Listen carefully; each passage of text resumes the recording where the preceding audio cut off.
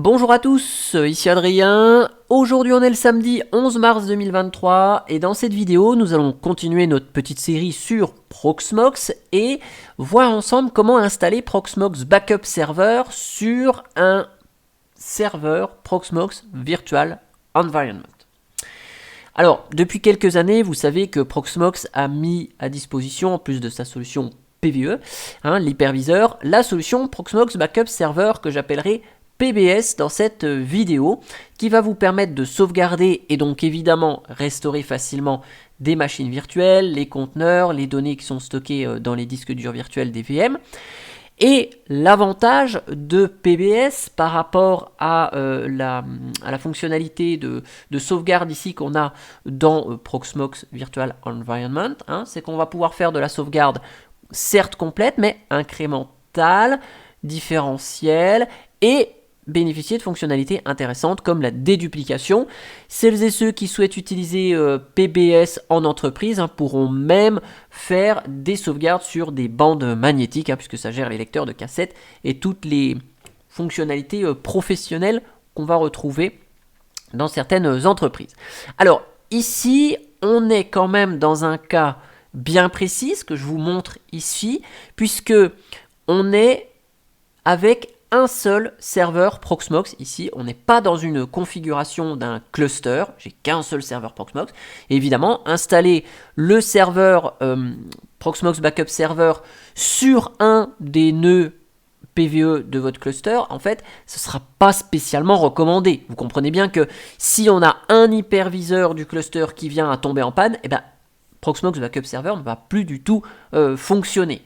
Donc, dans le cas d'un cluster, il est quand même recommandé d'installer une machine virtuelle dédiée à Proxmox Backup Server, puisque on a des images ISO qui nous sont disponibles. Ici, on peut récupérer Proxmox Backup Server, une image ISO, et donc on va plutôt installer dans une machine virtuelle Proxmox Backup Server, comme ça elle sera déplaçable sur les différents nœuds de notre cluster Proxmox. Là, on est bien dans un cas où on a qu'un seul serveur. Ça peut être très utile si vous montez votre petit lab, comme moi, d'avoir PBS sur le serveur PBE.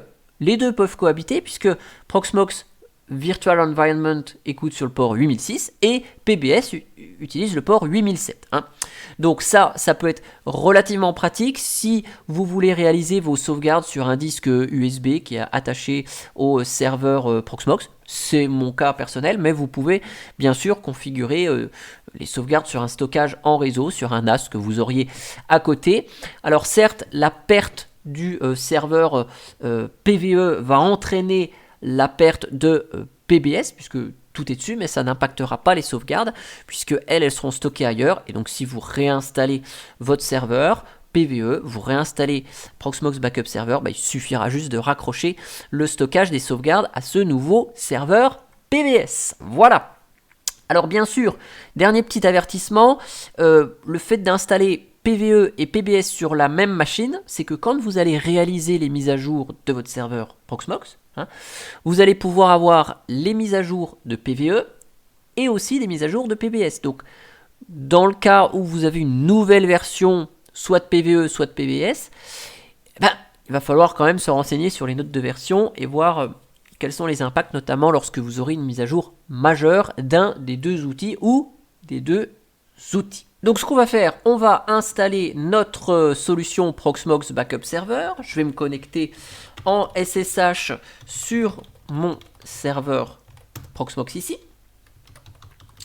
Et donc, la première chose, ça va être d'ajouter le dépôt dans lequel se trouve Proxmox Backup Server, puisque cette solution n'est pas disponible dans les dépôts de Proxmox Virtual Environment. On a un dépôt séparé pour cet outil. Donc on va aller éditer notre fichier etc apt source.list. C'est le fichier dans lequel on a donc nos dépôts. Donc là je vais ajouter un petit commentaire. Repos PVE. En dessous je vais mettre repos PBS. Donc ici on va mettre cette ligne là, donc download.proxmox.com/ Debian slash, et donc là cette fois-ci c'est PBS. PBS est dans le dépôt PBS, PVE est dans le dépôt PVE. Et puis donc ici pareil, vous avez la possibilité d'avoir une licence, et donc vous avez le dépôt Enterprise. Dans le cas où on souhaite utiliser la solution sans souscrire à une licence, eh bien on va indiquer que le nom du dépôt est PBS, no subscription.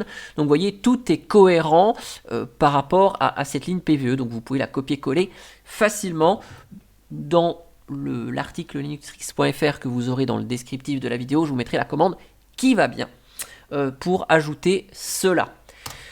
Une fois que c'est fait, eh bien on fait un petit apt update.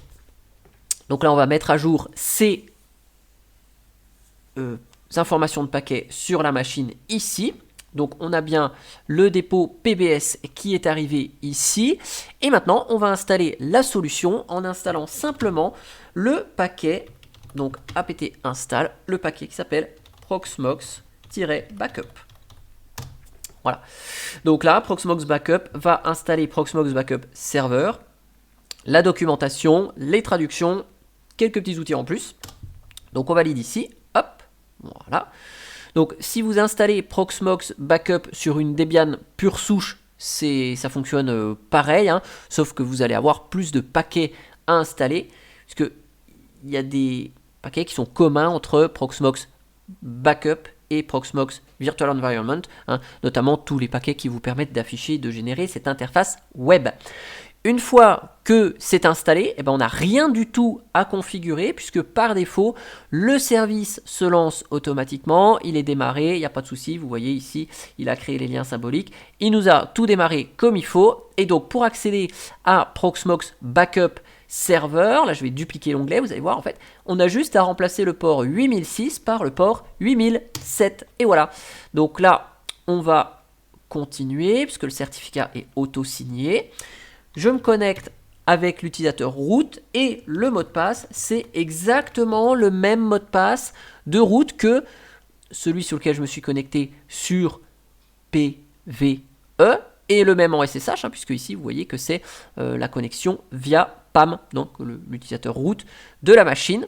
Et si je valide, j'arrive ici sur le tableau de bord Proxmox Backup Server, et voilà, et donc là j'ai mon Proxmox Backup Server qui est disponible et je vais pouvoir donc le configurer à souhait, ce qui n'est pas le but de cette vidéo ici. Vous voyez qu'on retrouve les fonctionnalités avancées telles que Tape Backup pour faire les sauvegardes sur cassette. Là vous avez pareil le shell qui vous permet de taper les commandes, qui est en fait exactement la même chose que ce shell là, puisque on est sur le même serveur là. Vous avez accès aux différentes tâches de sauvegarde en cours, vous avez accès à votre configuration et tous les éléments ici, donc qui sont parfois redondants avec l'interface PVE. Donc pas de souci là-dessus, vous avez accès au disque, à l'ensemble de vos data stores dès qu'on les aura configurés. Je pourrais vous faire une vidéo sur le sujet, sur Proxmox Backup Server si vous le souhaitez. En tout cas, j'espère que cette vidéo concernant l'installation de Proxmox Backup Server sur Proxmox Virtual Environment, hein, sur la même machine, vous aura plu. Je vous mets dans le descriptif de la vidéo le lien vers l'article linuxtrix.fr qui vous récapitule les informations et notamment les avertissements, hein, sur le fait que ceci n'est pas recommandé dans le cadre d'un cluster PVE. Je vous le rappelle ici, hein, et moi je vous dis à bientôt pour une prochaine vidéo. Allez, ciao ciao, bye bye.